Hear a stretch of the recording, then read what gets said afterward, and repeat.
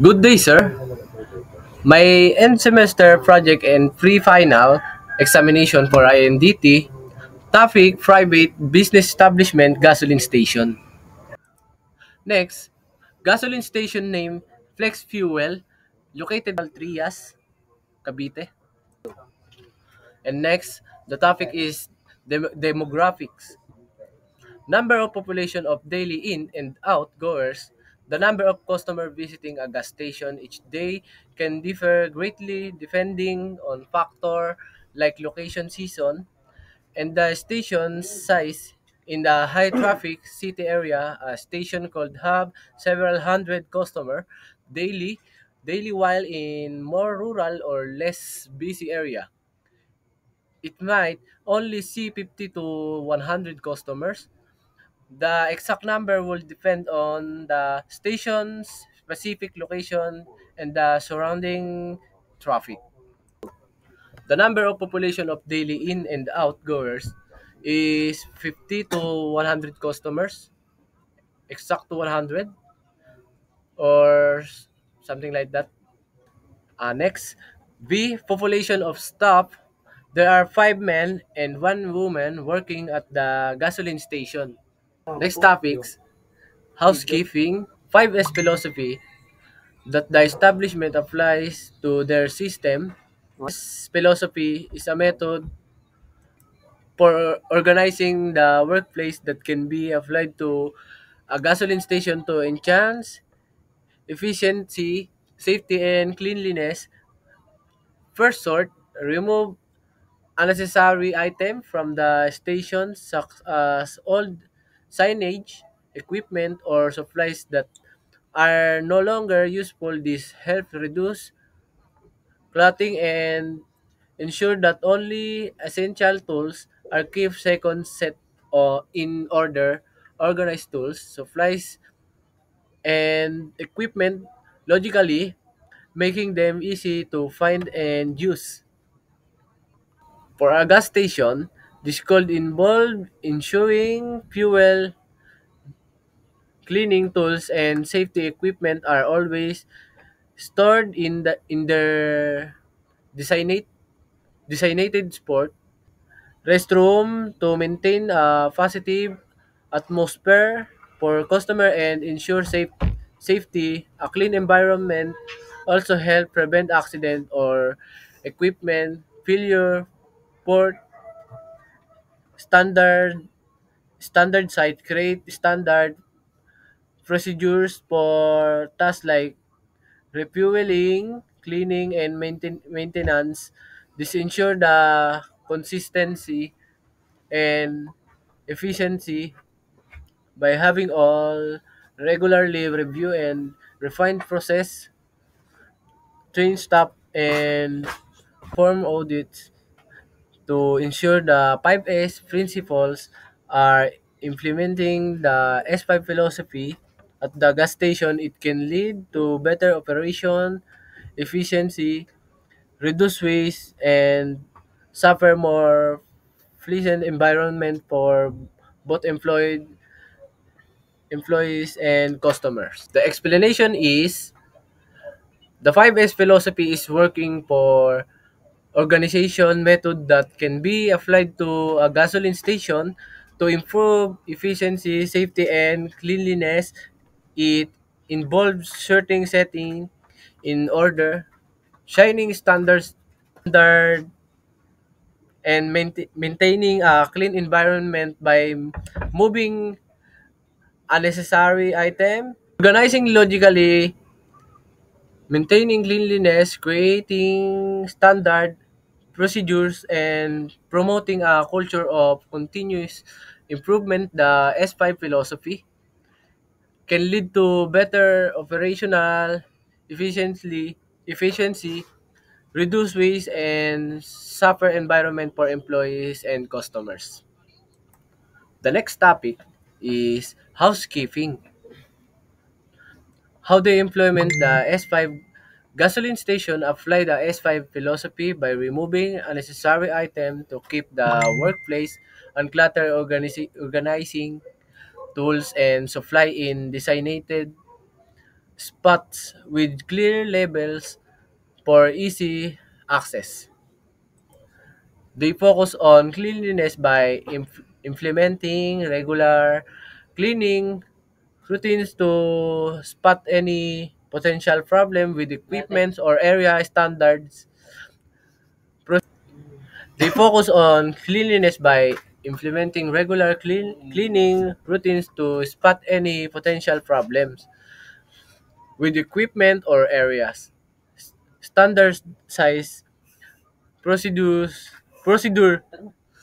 are set or organizing, cleaning and maintaining the station to ensure consistency to maintain these practices at the station, encourage regular training and active employee participation in upholding the S5 standard. The explanation to how they implement the S5 gasoline station follow the S5 philosophy focusing on organization, cleanliness and regular cleaning routines. They encourage employee participation, regular training and audits to maintain this practice and ensure consistency. In next topic, I will discuss material handling. Most common lifting guidelines they apply to their system or process. At gasoline station, lifting guidelines prioritize safety by ensuring employees access the weight of item before lifting, use correct body mechanic. Team lifting is encouraged for larger item to prevent accident, while clear pathway and maintain to avoid tripping. Sabi dito, ang gasoline station prioritize safety in lifting guidelines by assessing item weights, using correct mechanics, encouraging team lifting for larger item, and maintaining clear pathway to prevent accident. Second, manually powered handling equipment that they use. At gasoline station, manually powered handling equipment commonly include hand truck. These tools are used to move smaller or bulk items such as fuel container, equipment, and supplies throughout the facility without re- requiring powered machinery. Hand truck and dollies are ideal for transporting heavy or awkward item. Palletized load is in storage areas. This tool help lessen. Sabi dito, hand truck and dollies are commonly used in a gasoline station to transport smaller or bulk item, reduce physical effort, and improve material handling efficiency, particularly for heavy or awkward loads. For those mechanically powered handling tool or equipment, they don't use mechanically powered tool or equipment like pallet jack. Next, safety protocol they implement for the equipment. Inspect the hand truck before each use. Make sure the wheel are in good condition and the handle is secure. Load the hand truck evenly. Avoid overloading the hand truck. Next topic, material storage. Warehouse or storage facility that the established has. The gas station warehouse or storage facility is vast and well organized. It is properly illuminated with strong light and provide clear vision across the area. The facility is also well ventilated with enough airflow to prevent odor from accumulating and to keep workers safe. In addition, there are at least two emergency exits guaranteeing that proper safety standards are followed. Sabi dito, the gas station warehouse is spacious, organized, and well lit with strong light, adequate airflow, and two emergency exits for safety and worker safety. Next topic is fire safety. Early warning device that they incorporate into their facilities.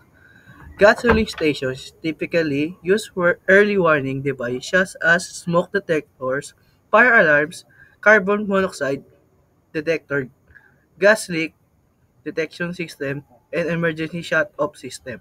In gasoline station, use early warning devices like smoke detectors, fire alarms, carbon monoxide detectors, gas leak detection system, and emergency shut-off system to detect potential hazards, ensuring swift response to prevent accident or injuries. Second, fire safety equipment. They will be used in case of fire outbreaks. In the event of a fire, gasoline stations are equipped with fire safety tools such as fire extinguisher, fire hydrants, fire hose, sprinkler system, fire blanket, and emergency fire alarms. They say the gasoline stations are equipped with fire safety tools like extinguisher, hydrant, hose, sprinkler system, fire blankets, and emergency alarm to combat fires. These tools help control large fires, extinguish small flames, and alert staff and customers. Third, protocols in case of fire outbreak.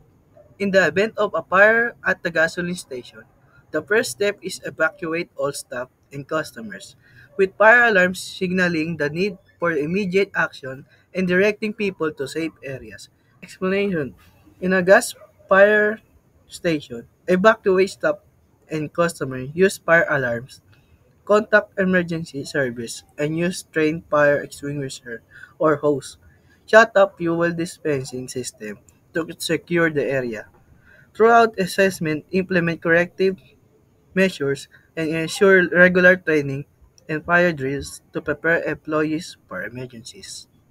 And last, for fire safety, training program for their safety for fire safety. The fire safety training program at a gasoline station covers fire prevention, instructing employees on the risks associated with fuel storage, handling, and dispensing, along with a safe practice to avoid fires. A gasoline station fire safety training program educates employees or fire prevention, hand risk, and safety practices. Discover fire extinguisher, use evacuation and equip operation.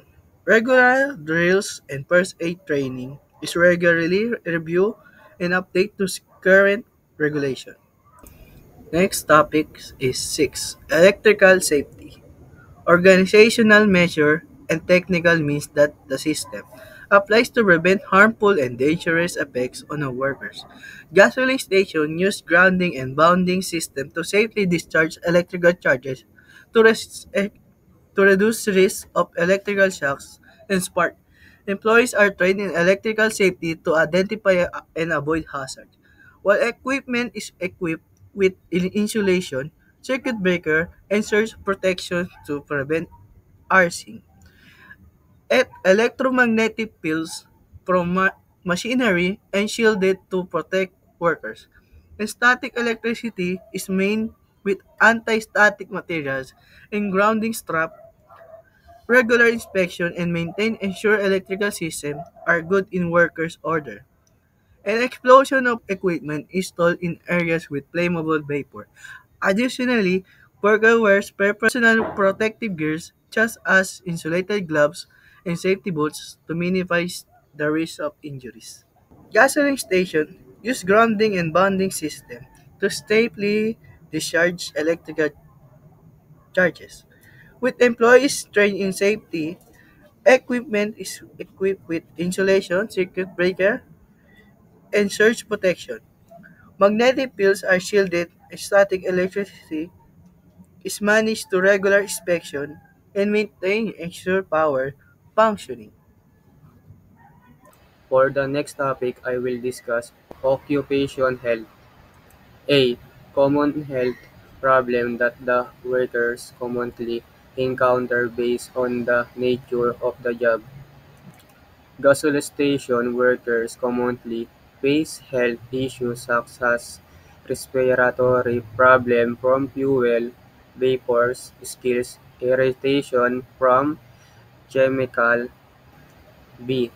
What the management does to prevent their health problem. Management takes several steps to provide health issue at gasoline station, including provide, providing personal protective equipment (PPE), ensuring proper ventilation, operating safety, training, and promoting economic practice. C. Assistant program that the manager give to the workers. The management team at a gasoline station offers support to health insurance, regular medical check-up, and counseling service to maintain workers' physical and mental health. Additionally, some stations offer retirement plans to help employees prepare for their future. For the next topic, observation and solution. Our observation, health and safety engineering viewpoint, gasoline station, face fire hazard, electrical, risk toxic, primes, slip, falls, manual handling, injuries, static build-up, explosion risk and noise-related hearing damage, opting to horn ventilation, improper grounding, or lack of protective requirements. Most common problem they encounter: observation in solution. Gasoline station should be expect any repair, link insured ventilation, maintain gas terminal, and upgrade comfort room for safety and cleanliness. For their discussed topic, De La Cruz Angelo for demographics and housekeeping, and for Dones Lester JM, material handling and material storage. For Herrera Erickson D, fire safety and electrical safety. And for Michelangelo Mangampo P, occupational health and observational and solution. Thank you for listening to our discussion. Goodbye.